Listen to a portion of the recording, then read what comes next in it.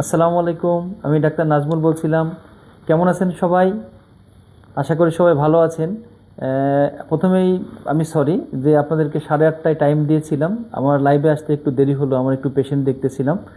তো আজকে বলেছিলাম যে আজকে আসলে আমি কথা বলবো আসলে বাংলাদেশে এই মুহূর্তে যে ড্রেসিংগুলো হয়, যেমন সাধারণ যে কোনো ক্ষত বা ডায়াবেটিক ফুট বা বার্ন উন্ড বা যে কোনো ধরনের ক্ষত কী ধরনের ড্রেসিং আসলে ব্যবহার হয় সেই সম্বন্ধে একটু আলোচনা করা, অর্থাৎ সবাইকে জানাইতে চাই আপনাদেরকে যে এই মুহূর্তে আসলে কি কি আমরা ব্যবহার করি। তো যে কোনো ক্ষত ড্রেসিং করার উদ্দেশ্যটা কি? উদ্দেশ্য একটা ক্ষতকে যাতে তাড়াতাড়ি হিলিংটা হয়, তারপরে যাতে ওখানে ইনফেকশন না হয়। বেসিক্যালি কিন্তু এটাই যে ঘাটাকে প্রোটেকশন দিতে হবে, অর্থাৎ একটা কাভার করে রাখবো আমরা এবং হিলিংটাকে প্রমোট করব। ড্রেসিংয়ের উদ্দেশ্য এটাই। তো আমরা যারা এই যে ডায়াবেটিক ফুড বা বিভিন্ন ধরনের ক্ষত নিয়ে কাজ করি, তাদের আলটিমেটলি দেখা যায় কিছু পেশেন্ট ক্ষত নিয়েই আসেন অথবা ইনফেকশন নিয়েই আসেন। ইনফেকশন হলে আমাদেরকে সার্জিক্যাল সার্জিক্যাল প্রসিডিউরের মাধ্যমে, অর্থাৎ অপারেশনের মাধ্যমেই ক্ষতস্থানটি পরিষ্কার করে পরবর্তী ধাপ কিন্তু ড্রেসিং করা, অর্থাৎ ক্ষত পরিচর্যা করা। তো এই যে আমি ক্ষত পরিচর্যা করব, এটা উদ্দেশ্যটা কি আসলে? এই উদ্দেশ্য হচ্ছে কি আমি ক্ষতটাকে আসলে পরবর্তী ধাপের জন্য রেডি করা, যে আমার একটা ওনটাকে রেডি করা, অর্থাৎ ওন বেডটাকে আমি প্রিপেয়ার করব। প্রিপেয়ার কিসের জন্য করব? এটাকে বন্ধ করার জন্য। তাহলে বন্ধ আমরা কিভাবে করতে পারি? আমরা অনেক সময় সেলাই করে থাকি, অনেক সময় চামড়া লাগিয়ে থাকি, অনেক সময় ফ্ল্যাপ সার্জারি করি, অনেক সময় শুধু ড্রেসিং করতে করতে ভালো হয়ে যায়। তাহলে এই যে আপনাদেরকে আসলে বেসিক্যালি ধারণা দিলাম যে ড্রেসিংটা আসলে কি এবং কেন করা হয়। তো বাংলাদেশে মনে করেন যে যুগ যুগ ধরেই আমরা ট্রেডিশনালি যেসব জিনিস দিয়ে ড্রেসিং করে আসছি। আমরা প্রথমে যেমন আমি 2005-এ পাশ করেছি, পাশ করালাম ইন্টার্নি যখন করি তখন আমি দেখলাম যে ড্রেসিংয়ের জন্য আসলে কি আছে। তখন দেখতাম যে একটা সলিউশন পাওয়া যাচ্ছে, সবাই বলছে যে পোভিডন আয়োডিন। বাজারে বিভিন্ন নামে পাওয়া যায়, ভায়োডিন, পোভিসেপ, বিটাডিন, অ্যারোডিন, বিভিন্ন নামে পাওয়া যায়। একটা সলিউশন, এটা একটা অ্যান্টিসেপটিক সলিউশন। তারপরে আমরা যেটা পেতাম যে নর্মালি আমরা নর্মাল স্যালাইন, অর্থাৎ একদম আইসোটোনিক একটা ফ্লুইড নর্মাল স্যালাইন দিয়ে আমরা প্রথমে ক্ষতস্থানটি পরিষ্কার করি। অনেকে বলে কী ব্যাপার, এটা তো আমরা রগের মধ্যে দিতে হয়, শিরার মধ্যে দেয়, এটা আবার দিয়ে ড্রেসিং কি না? আমি বলবো যে এটা খুবই একটা ড্রেসিংয়ের জন্য খুবই ভালো একটা সলিউশন। এটা আইসোটোনিক একটা সলিউশন, এটা দিয়ে কিন্তু আমরা ড্রেসিং করে থাকি। তারপরে আমরা বলি যে যে ক্ষতস্থানগুলো খুবই ময়লা থাকে, পরিষ্কার করার প্রয়োজন হয়, সেগুলোর জন্য আমরা দেখা যাচ্ছে আমরা ইনিশিয়ালি হাইড্রোজেন পারক্সাইড ব্যবহার করি। তো এই হাইড্রোজেন পারক্সাইড ব্যবহার করার উদ্দেশ্য হচ্ছে এটা কিন্তু অ্যান্টিব্যাকটেরিয়াল ইফেক্টও আছে, এটা দিয়ে পরিষ্কার করি। তারপরে আমরা ঘাটা পরিষ্কার করার জন্য স্কিন ক্লিনজার যেমন হেক্সি স্ক্রাব ব্যবহার করে থাকি। এইগুলো দিয়ে আমি বেসিক্যালি ঘাটাকে পরিষ্কার করি। এরপরে ঘা পরিষ্কার করে একটা ড্রেসিং দেওয়ার আগে ঘায়ের কিছু জিনিস আমরা অবশ্যই খেয়াল করি। যে মনে করেন যে কিছু পেশেন্টকে অপারেশনের পরে প্রতিদিন ড্রেসিং করতে আসতে বলি। কাদেরকে প্রতিদিন আসতে বলি? যেসব ক্ষতস্থানে দেখা যায় যে অপারেশনের পরেও কিছু কিছু স্ল্যাব থেকে যাচ্ছে, ডেড টিস্যু থেকে যাচ্ছে, নেক্রোটিক টিস্যু থেকে যাচ্ছে, সেই সব ক্ষেত্রে কিন্তু আমাদেরকে রেগুলার ড্রেসিং করতে হয়। সেই সব ক্ষেত্রে আসলে আমরা কি ব্যবহার করি? দেখা যাচ্ছে ইনিশিয়ালি যেসব ঘায়ে স্ল্যাব থাকে আমরা দেখা যাচ্ছে যে আমরা ইউজল নামে একটা সলিউশন ব্যবহার করি।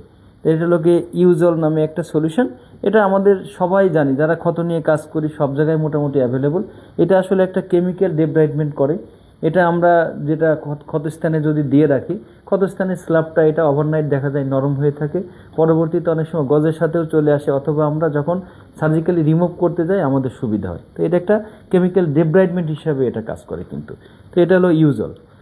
তারপরে কিছু ক্ষতস্থান দেখা যাচ্ছে ব্যান্ডেজ খোলার পরে একটা ফাউল স্মেল পাই, ব্যান্ডেজটা দেখতে সবুজ পাওয়া যায়। সেই সব ক্ষততে দেখা যাচ্ছে আমরা একটু ভিনেগার, যেটা আমরা সিরকা বলি, সেটা কিন্তু আমরা ব্যবহার করে থাকি। তো ডাইরেক্ট ব্যবহার করা যায় না, সেটাকে আমরা আসলে আইডিয়ালি আমরা অটোক্লেভ করে জীবাণুমুক্ত করে কিন্তু ডাইলুট করে ব্যবহার করি। তাহলে এটা বেসিক যে আমাদের ড্রেসিংয়ের ম্যাটেরিয়ালগুলো সেটা শুনলেন যে আমরা একটা পোভিডন আয়োডিন একটা সলিউশন ব্যবহার করি, আমরা নর্মাল স্যালাইন ব্যবহার করি, ক্ষতস্থানে আমরা ইউজল দিতে পারি। ইভেন ইদানিং দেখবেন যে আমরা অথবা অনেক আগের থেকেই ক্ষতস্থানে সরাসরি অ্যান্টিবায়োটিকও দেওয়া হয়। যদিও এটা নিয়ে কন্ট্রোভার্সি আছে যে ঘায়ের ভিতরে সরাসরি অ্যান্টিবায়োটিক দেওয়ার কী দরকার। তারপরেও কিন্তু আমরা অনেক ক্ষেত্রে ভালো রেজাল্ট পাই। যেমন দেখা গেল যে আমরা জেন্টামাইসিন ইউজ করতেছি, অ্যামিকাসিন ইউজ করতেছি, ইভেন কলিস্টিন, মেরোপেনামও কিন্তু অনেকে ক্ষতস্থানে ব্যবহার করে থাকি। এখন কথা হচ্ছে যে এইগুলো দিয়ে তো আমরা যুগ যুগ ধরে ড্রেসিং করেই আসছি, এখনও করে যাচ্ছি, এটা আমরা ভুলিনি। তারপরে এই কাজ করতে করতে আমাদের হাতে কিন্তু বহির্বিশ্বের সাথে তাল মিলিয়ে কিছু জিনিসও চলে এসেছে, বিভিন্ন ধরনের ড্রেসিং প্রোডাক্ট, যেমন আমাদেরকে বলি যে হাইড্রোজেল নামে কিছু প্রোডাক্ট পাওয়া যায়। হাইড্রোজেল আসলে কি, এটা ম্যাক্সিমাম এই জেলের ভিতরে একটা জেলি টাইপের একটা ড্রেসিং দিব আমরা, এটার মধ্যে 99%ই ওয়াটার বেস। তো এটা আমি কোথায় ব্যবহার করি? দেখা যায় আমরা কাজ করতে করতে অনেক ক্ষতস্থান পাই যেগুলো সহজেই শুকায় যায়, ড্রাই হয়ে যায়। তো এই ড্রাই ওনটাকে আসলে আমাদের ক্ষত ভরে আসার ভালো হওয়ার কিন্তু মূল মন্ত্র হচ্ছে যে আমাকে একটা ময়েস্ট এনভায়রনমেন্ট দিতে হয়। যদি আমাদের একটা পরিবেশটা ড্রাই থাকে তাহলে আমাদের ঘা কিন্তু শুকাইতে চায় না। তাহলে আমাকে একটা ময়েস্ট পরিবেশ তৈরি করতে হলে যেসব ঘায়ে দেখা যায় যে ঘা শুকনো আছে সেখানে আমরা হাইড্রোজেল ব্যবহার করতে পারি। জেলটা দিলে পরিবেশটা ময়েস্ট থাকে, ক্ষতস্থানটা তাড়াতাড়ি ভরে আসে। তারপর দেখা যায় যে কিছু ক্ষতস্থানে অনেক এক্সুডেট থাকে, অনেক রস বেরোয়। রোগী বলে যে আমার আজকে ড্রেসিং করে দিলেন স্যার, বিকাল হইতে হইতে তো আমার ঘা ভিজে যাচ্ছে, ঘা ব্যান্ডেজ ভিজে যাচ্ছে। তো সেইগুলোতে আমরা কিন্তু কনভেনশনাল যে গজ প্যাড, যে গজ অর্থাৎ আমরা যেটা ইউজ করি বা রোল ব্যান্ডেজ দিয়ে পেঁচিয়ে দিই, এই ড্রেসিংয়ের পাশাপাশি দেখা যাচ্ছে আমরা হাইড্রোক্লোরাইড ড্রেসিং দিই, যেটা বাজারে দেখবেন অনেক সময় আমরা ডিওডাম নামে পেয়ে থাকি, ডিওডাম ব্যবহার করে থাকি। সেটা দিলে আমাদের যেগুলা মডারেট বা মাইল্ড যে থাকে, এক্সুডেট থাকে, সেগুলোতে আমরা সেটা ব্যবহার করতে থাকি। এর চাইতে যদি দেখা যায় যে আরেকটু বেশি এক্সুডেট থাকে, সেই সব ক্ষেত্রে আমরা ফোম ড্রেসিং দিয়ে থাকি। বিভিন্ন ধরনের ফোম কিন্তু বাজারে অ্যাভেলেবল আছে, আমি নাম বলছি না, বাট আমাদের কাছে বিভিন্ন ধরনের, এর ভিতরে কিছু হানি বেসড ফোম ড্রেসিং ম্যাটেরিয়াল পাওয়া যায়, অ্যালজিনেট বেসড ফোম ড্রেসিং পাওয়া যায়, তারপরে সিলভার বেসড ড্রেসিং ম্যাটেরিয়াল পাওয়া যায়, বিভিন্ন ধরনের ফোম পাওয়া যাচ্ছে। তো সেগুলো কিন্তু আমরা ইদানিং ব্যবহার করতেছি। তারপরে দেখা যাচ্ছে যে আমাদের কিছু ক্ষতস্থান দেখা যাচ্ছে যে ঘাটা অনেক বড় থাকে এবং ডিপ থাকে। তো সেখানে আমি কতগুলা গজ ব্যবহার করব? গজ তো দিলে হারাইও যেতে পারে। তা হারাই গেলে বলবেন যে না, সেই ক্ষেত্রে আমরা তো রোল ব্যান্ডেজ বা যে বিভিন্ন ধরনের বিভিন্ন পদ্ধতিতে গজ ভিতরে দিতে পারি। তো সেটা আমরা করি না। এখন দেখা যাচ্ছে আমরা বিভিন্ন ধরনের ফোম দিয়েও কিন্তু ড্রেসিং করে থাকি। তো এইগুলোর উদ্দেশ্য হচ্ছে যে যেগুলোতে এক্সুডেট অনেক বেশি থাকে, ক্যাভিটি ওন্ড থাকে, সেগুলোতে আমি ইজিলি ফোম দিয়ে ড্রেসিং করতে পারছি। আবার আপনারা দেখবেন যে একটা ভালো ঘা আছে কিন্তু ইনফেকশনের কারণে আমাকে রেগুলার ড্রেসিং করতে হয়, কিন্তু পেশেন্ট, কিছু সেন্সিটিভ পেশেন্টও পাই আমরা যে অনেক ব্যথা পায়, সে ব্যথা সহ্য করতে পারছে না, অনেক কান্নাকাটি করছে। সেই পেশেন্টের জন্য আসলে কি করার? তাকে কি আমি জোর করে প্রতিদিন ব্যথা দিয়ে ড্রেসিং করব? না, সেই ক্ষেত্রে আমরা সেটা করি না। ইদানিং আমাদের হাতে দেখা যাচ্ছে যে আপনার সিলভার মিক্সড কিছু ড্রেসিং পাওয়া যাচ্ছে, যেটাতে সিলভার বেসড ড্রেসিং বলি। সেই ড্রেসিংগুলো দিয়ে, সেগুলো অনেক সময় ফোমের সাথেও থাকে, সেই ফোম দিয়ে ড্রেসিং করলে আমরা 3 থেকে 4 দিন পর পর কিন্তু ড্রেসিংটা করতে পারি। সেই ক্ষেত্রে আমার রোগীদের কিন্তু অনেক আরাম হচ্ছে, ব্যথা পাচ্ছে না। শুধু আরামের কথা বলবো না, অনেক পেশেন্ট আছে অনেক দূর থেকেও আসেন, রেগুলার ড্রেসিং করতে আসতে পারছেন না, সেই ক্ষেত্রে তো আমি ইজিলি তাদেরকে ফোম দিয়েও ড্রেসিং করতে পারছি। তাহলে তাদের জন্য এটা অনেকটা বলবো যে এটা একটা ব্লেসিং।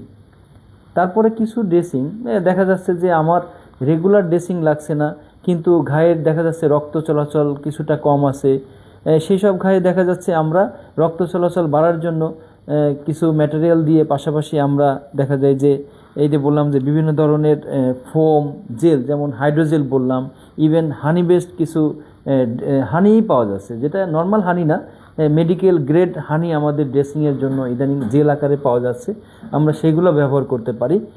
তারপরে আমরা দেখা যাচ্ছে যে আরও কিছু ব্যাপার, যে ড্রেসিং যেগুলো রেগুলার লাগবে না, 3 দিন পর না, ইভেন আমরা বড় একটা ঘা 5 থেকে 7 দিন পর পর ড্রেসিং করার জন্য আমরা যেটা বর্তমানে করে থাকি যে নেগেটিভ প্রেশার ওন্ড থেরাপি, যেটাকে অনেকে ভ্যাক থেরাপি বলেন।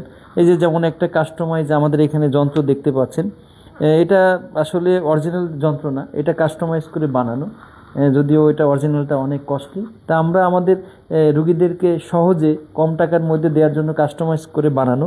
তো এই মেশিনটাতে দেখা যাচ্ছে যে আমার একটা সাকশন টিউবের মতো থাকে, ঘায়ের থেকে বের করে নিয়ে আসি, কন্টিনিউয়াস একটা মেশিনের সাথে এটা লাগানো থাকে। আমি ঠিক করে দিতে পারি যে কত মিনিট চলবে, কত মিনিট বন্ধ থাকবে। আবার একটা নির্দিষ্ট প্রেশার দেওয়া থাকে যে কত প্রেশারে টানবে। এই ঘায়ের এটার সুবিধা হচ্ছে কি, যে আমার ভিতরে এক্সুডেটগুলো থাকলে মেশিনের মাধ্যমে চলে আসতেছে, পেশেন্টের দেখা যাচ্ছে যে ওখানে ঘায়ের ভিতরে রক্ত চলাচলও বাড়তেছে, পেশেন্টের ক্ষতস্থান খুব তাড়াতাড়ি ভরে আসতেছে, এবং এক্ষেত্রে কনভেনশনাল ড্রেসিংয়ে যে পেশেন্ট ব্যথা পায় সেই ব্যথা কিন্তু অনুভব খুব একটা করে না। সেক্ষেত্রে রোগীর জন্য এটাও কিন্তু একটা ব্লেসিং। তাহলে এই যে আমরা কিছু দেখলেন যে কনভেনশনাল যে ফোম মানে গজ ড্রেসিং, পভিসেভ dressing, usual dressing, normal saline dressing, সেখান থেকে আস্তে আস্তে আজকে আমরা কিন্তু বিভিন্ন ধরনের বলবো ফোম ড্রেসিং, হাইড্রোক্লোরাইড ড্রেসিং, বিভিন্ন ধরনের অ্যান্টিবায়োটিক সহকারে যেমন alginate dressing, even medical grade honey base dressing পাচ্ছি, ইভেন আমরা নেগেটিভ প্রেশার ওন্ড থেরাপি যেটা ভ্যাক থেরাপি নামে পরিচিত সেরকমও পাচ্ছি। এরপর দেখা যায় যে মাইনর আমাদের স্কিনে যে আমাদের যদি বার্ন রোগীদের থাকে তাদের জন্য এখন বর্তমানে দেখা যাচ্ছে যে সিলিকন জেল শিট পাওয়া যাচ্ছে। এটা জেনে আপনারা খুশি হবেন যে একটা সিলিকন একটা ট্রান্সপারেন্ট একটা লেয়ার পড়ে যায়। আমার সেই ক্ষেত্রে আমার পেশেন্টের কিন্তু ব্যথা পায় না। বার্নের পেশেন্টদের কিন্তু যেহেতু ঘা ওপেন থাকে অনেক ব্যথা পায় ড্রেসিংয়ে তারা, সেক্ষেত্রে তাদেরকে দিয়ে কিন্তু আমরা এই সিলিকন জেল শিট দিয়ে ড্রেসিং ইজিলি করতে পারি। তারপরে দেখা যাচ্ছে যে আমাদের একদম যদি সুপারফিশিয়াল কোনো ঘা থাকে স্কিনের উপরে, আমরা এটা এখন বর্তমানে যে সার্জিন প্যাড ব্যবহার করি, সার্জিন প্যাডগুলো ব্যবহার করি। এবং ছোটো ঘায়ের ক্ষেত্রে আপনারা দেখবেন যে আমরা অনেক সময় আর্লি হিলিংয়ের জন্য সুপ্রাটলি বা বিভিন্ন ধরনের অ্যান্টিবায়োটিক মলম সহ কিন্তু আমরা ড্রেসিং দিয়ে থাকি। তাহলে আপনারা এই যে আজকে মোটামুটি আপনাদেরকে একটা ধারণা দেওয়ার চেষ্টা করলাম যে এই মুহূর্তে আমাদের বাংলাদেশে আসলে ড্রেসিং যে করি আমরা কী কী দিয়ে ড্রেসিং করি। শুধুই কি সেই গজ ড্রেসিং করি, পভিসেভ ড্রেসিং করি, ইউজুয়াল ড্রেসিং করি, ভিনেগার ড্রেসিং করি না, সেইগুলোর পাশাপাশি আমরা বহির্বিশ্বের সাথে তাল মিলিয়ে বিভিন্ন ধরনের ফোম ড্রেসিং, অ্যান্টিবায়োটিক ড্রেসিং, বিভিন্ন ধরনের মানে sheet dressing, gel dressing, even আমরা negative pressure wound therapy VAC dressing পর্যন্ত আমরা নিয়ে এসেছি আপনাদের জন্য। তো সবাই ভালো থাকবেন। আজকের আমার এটাই ধারণা দেওয়ারই উদ্দেশ্য ছিল। সবাই কনফিউশন থাকেন যে এখন আমি ড্রেসিংটা কী দিয়ে করব। এর পাশাপাশি আপনাদেরকে একটু বলি, ওই যে বলতেছিলাম যে ড্রেসিং কি সব রোগীরই কি প্রতিদিন লাগে কি না। আমি আগেও আমার বিভিন্ন ভিডিওতে বলেছি যে আপনার ড্রেসিং কতদিন পর পর লাগবে, আমি কিভাবে করব, সেটা কিন্তু ডিপেন্ড করবে আমার পেশেন্টের বা আমার ঘাটা কত বড়, ঘাটা কোন জায়গায়, পেশেন্টের ইনফেকশন আছে কি না, পেশেন্টের ওই ড্রেসিং অর্থাৎ ক্ষতর ভিতরে ইনফেকশন আছে কি না, ঘাটা ক্যাভিটারি কোনো ওন্ড কি না, অনেক ক্রাইটেরিয়ার উপর নির্ভর করে। এবং আমরা এইগুলা কিন্তু রেগুলার ড্রেসিং করার পাশাপাশি ওন্ড ইমপ্রুভমেন্ট হচ্ছে কি না সেটা মনিটর করি। ইভেন আমাদের এখানে আধুনিক বিশ্বের সাথে তাল মিলিয়ে আমরা বর্তমানে আমাদের হাতে এমন যন্ত্র অ্যাভেলেবল আছে যেটা দিয়ে আমার ক্ষতর ভিতরে আমি ব্যাকটেরিয়াল লোড অর্থাৎ ইনফেকশনের লোড আছে কিনা সেটা পর্যন্ত দেখতে পারি। ইভেন আমার পেশেন্টের পায়ের বা ক্ষতর স্থানে ব্লাড সার্কুলেশনটা কেমন আছে আমি সরাসরি সেটাও পর্যন্ত দেখার মতো আমার ব্যবস্থা আছে। তাহলে বলবো যে আমরা কিন্তু আধুনিক বিশ্বের সাথে তাল মিলিয়ে অনেক দূর এগিয়ে গেছি। যে আমার হাতে যে দুটো যন্ত্র দেখছেন, একটা দিয়ে আমি এখানে স্ক্যান করলে ব্যাকটেরিয়াল লোড দেখতে পারি, আরেকটা দিয়ে আপনার ওইখানে সার্কুলেশন কেমন আছে, কারণ ঘা শুকানোর জন্য বড় ফ্যাক্টর কিন্তু আপনার হচ্ছে লোকে সার্কুলেশন আছে কিনা পেশেন্টের, তাহলে আমি সেটা কিন্তু সরাসরি অ্যাসেস করতে পারি। তো এই হলো ব্যাপার। আর ড্রেসিংটা ওই রেগুলার বললাম যে আবার বারবার যে রেগুলার ড্রেসিং লাগবে না, কয়দিন পরে করব, সেটা সব ঘায়ের জন্য একরকম না, প্রত্যেকটা ঘায়ের ক্রাইটেরিয়া আলাদা। সেই ঘায়ের অনুযায়ী আপনার যিনি ডক্টর আছেন তিনি অ্যাসেস করে ওনার জন্য যেটা ভালো মনে করবেন সেটাই ইনশাল্লাহ করবেন।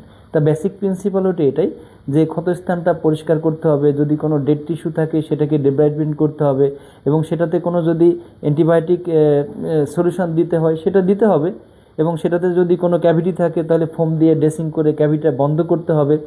তো এই সব উদ্দেশ্য একটাই যে আর্লি বেড প্রিপারেশন, ঘা ভরে আসবে, ঘাটাকে আমি তাড়াতাড়ি বন্ধ করব, হয় সেলাই করব, নাহলে চামড়া লাগাবো, নাহলে ফ্লাপ করব। এই সব আয়োজনই হচ্ছে জার্নি হচ্ছে একটা ক্ষত হলো সেখান থেকে ঘা ভালো হয়ে যাওয়া পর্যন্ত। এর মাঝখানে কিন্তু ড্রেসিংই মেন। ড্রেসিংটা যত ভালো হবে, যত ভালো ম্যাটেরিয়াল দিয়ে ড্রেসিং হবে, পরিষ্কারভাবে ড্রেসিং হবে, ঘাটা তত তাড়াতাড়ি ভালো হবে। তো সবাই ভালো থাকবেন। আজকের জন্য এই পর্যন্তই। সবাইকে সালাম, শুভরাত্রি, আসসালামু আলাইকুম।